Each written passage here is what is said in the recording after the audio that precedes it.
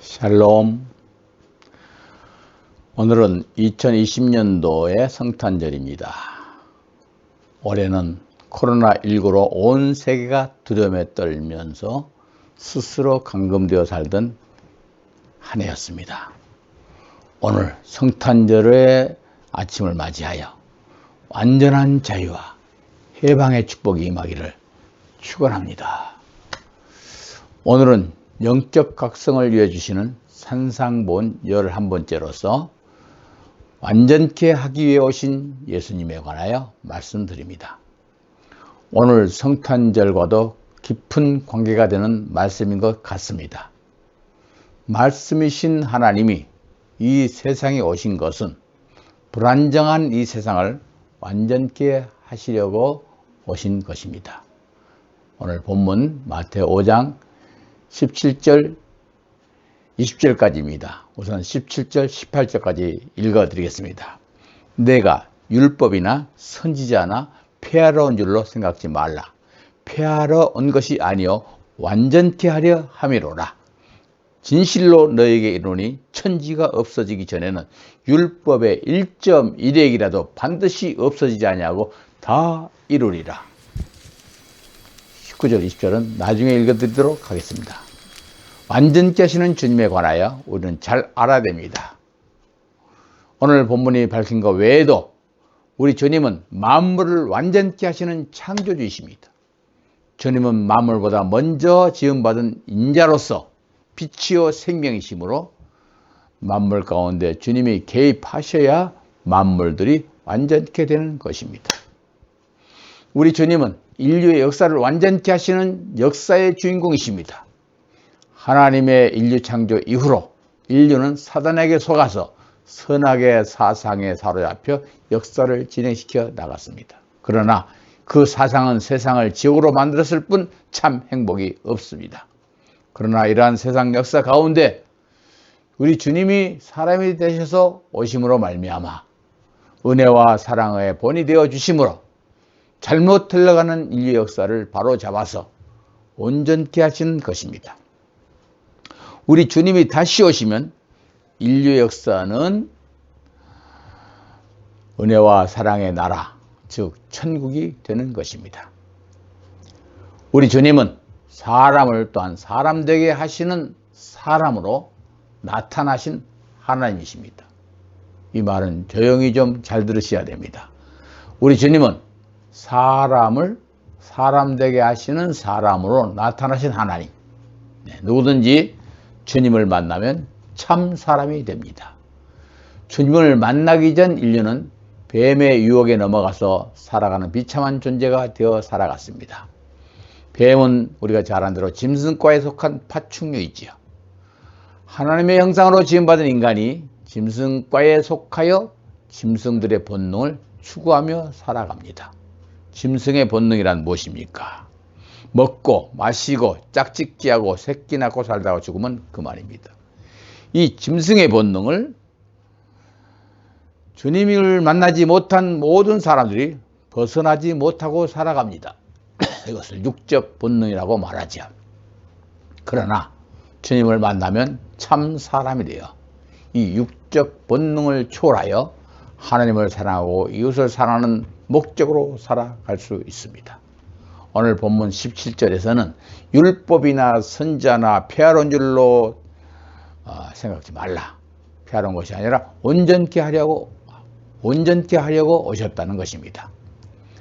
이 말씀에서 율법이나 선자라고 말씀하셨는데 율법은 유대인들의 생활에 대한 모든 계명이 담겨있는 토라로서 창세기, 출애굽기, 레위기, 민수기, 신명기를 말하는 것이고 선지자는 여호수아서를 비롯하여 모든 선지자들의 글을 말하는 것입니다. 그러므로 주님께서 말씀하신 율법과 선지자를 다른 말로 바꾸면 구약 성경 전체를 말하는 것입니다. 이 말씀에서 예수님은 자기 자신이 성경의 주인공인 것을 밝힌 것입니다. 우리 주님이 이 세상에 오셔서 구약의 율법, 선지자의 예언, 그리고 신약 성경의 모든 말씀이 모두 그분을 통해서 완전케 된다는 놀라운 말씀입니다. 그래서 여러분, 우리가 성경 읽을 때에 기록된 말씀을 통해서 그 속에서 예수님을 만나면 온전한 하나님의 자녀가 됩니다. 하나님이 자기 백성들에게 왜 율법을 주셨을까요? 하나님은 아브라함 한 사람을 택하셔서 약 700년 만에 큰 나라가 되도록 축복하셨습니다. 소수의 족속들에게는 법이 필요 없어요. 족장의 방침에 따라 불문율로 이끌어갑니다. 그러나 큰 나라가 되면 법이 있어야 나라를 이끌어갈 수 있습니다. 그래서 세계의 모든 나라들이 법을 만드는 입법부가 있고 법을 집행하는 사법부가 있고 법을 세워나가는 행정부가 있습니다. 그렇게 해야 그 법의 적용을 통하여 국가의 기관과 사회 질서를 유지해 나갈 수 있습니다.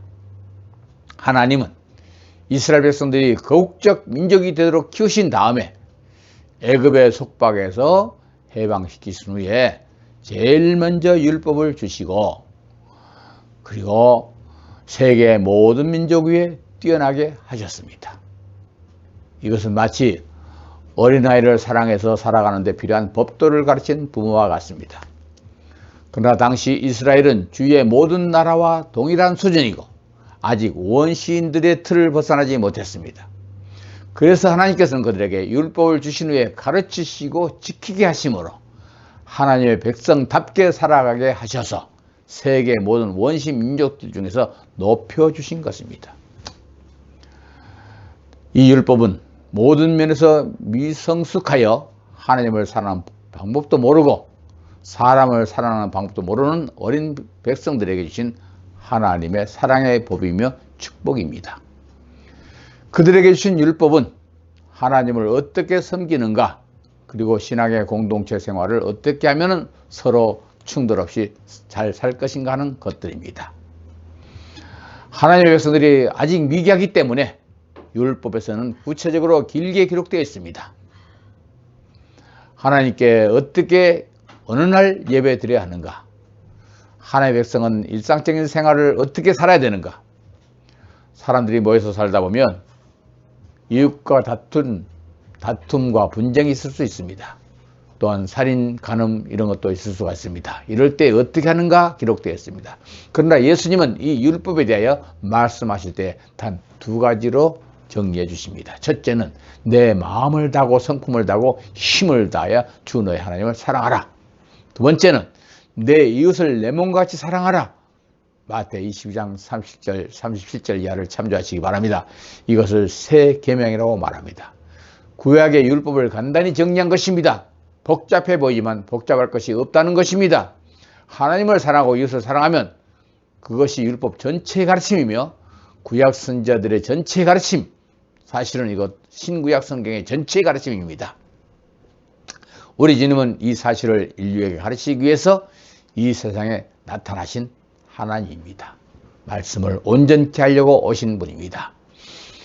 예수님은 땅에 오셔서 성경의 문자보다 그 뜻을 가르치심으로 결국 자기 백성들에게 큰 오해를 받습니다. 백성들이 아직 미개할 때에, 아직 어릴 때에 모세를 통하여 율법을 주신 그 하나님이 사람이 되어 자기 백성에게 오셔서 그 말씀의 뜻을 다시 가르치셨으나 당시 백성들이 아직 미개하여 그 말씀을 못 알아듣고 오해를 하고 받아들이지 않습니다. 당시 종교 지도자들은 문자를 암송하게 하는 것으로 사명을 다했고 교리를 만들어 지키게 하고 의식화했으며 외식화해서 겉으로 보기에는 멋진 종교가 되었지만 내용이 없습니다. 백성들도 그렇게 만들어 버렸습니다. 그런 가운데서 참뜻을 하나하나 가르치는 주님을 오해할 수밖에 없었습니다. 오늘 말씀은 오해하고 있는 당시 종교꾼들에게 주시는 말씀입니다. 그들의 오해는 결국 하나님의 아들을 십자가에 못 박아 죽임으로 결론을 맺었습니다. 오해란 이렇게 무서운 결과를 초래하게 됩니다. 사실은 구약시대부터 말씀의 뜻과 계약을 맺자고 하나님은 말씀의 뜻과 계약을 맺자고 당부하셨습니다. 출애굽기 34장 27절 여호와께서 모세에게 이르시되 너는 이 말들을 기록하라. 내가 이 말들의 뜻대로 너와 이스라엘과 언약을 세웠음이니라 하시니라. 여러분 그렇습니다. 말씀의 뜻을 배워야 됩니다. 그리고 말씀에 오해가 있거나 말씀을 가르치는 자에게 오해가 있으면 빨리 풀고 주님 앞으로 나아가야 그것이 살 길입니다. 땅에서 풀지 않으면 하늘에서도 풀리지 않는다고 말합니다. 자, 그러면 우리가 어떻게 모든 말씀을 온전케 할 수 있을까요? 율법이 바라는 목적은 방금 주님 말씀하신 것처럼 하나님을 사랑하고 이웃을 내 몸처럼 사랑하라는 것입니다. 사랑하면 됩니다. 예, 우리는 다 하나님 사랑한다고 말합니다. 그러나 좀 더 생각해 보시기 바랍니다. 마음, 뜻, 심, 목숨 다해서 사랑하라는 것입니다. 예, 우리가 이웃 사랑도 마찬가지입니다. 내 몸처럼 사랑하는 것입니다. 예, 그렇게 사랑하면 됩니다.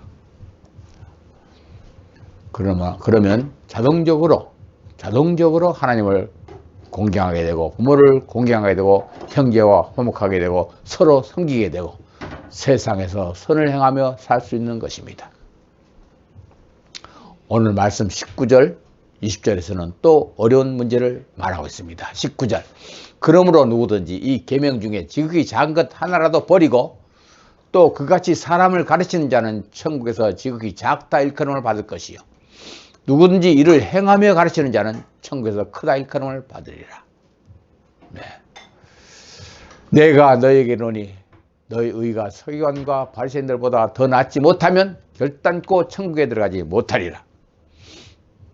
하나님의 율법 말씀들을 무시하여 작은 부분이라도 버리고 가르치는 자는 천국에 들어가기는 들어가되 작은 자가 될 것이라고 하셨습니다. 반대로 행하면서 가르치지 않은 큰 자가 된다는 말씀입니다.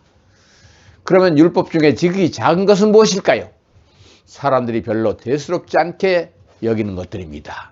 즉 사람을 사랑하라 해서도 사랑하지 않는 것, 하나님의 말씀들이 항상 들려와도 상당 부분 말씀들을 무시하는 사람들, 천국에 들어가면 별 볼 일이 없는 존재들이 될 것입니다.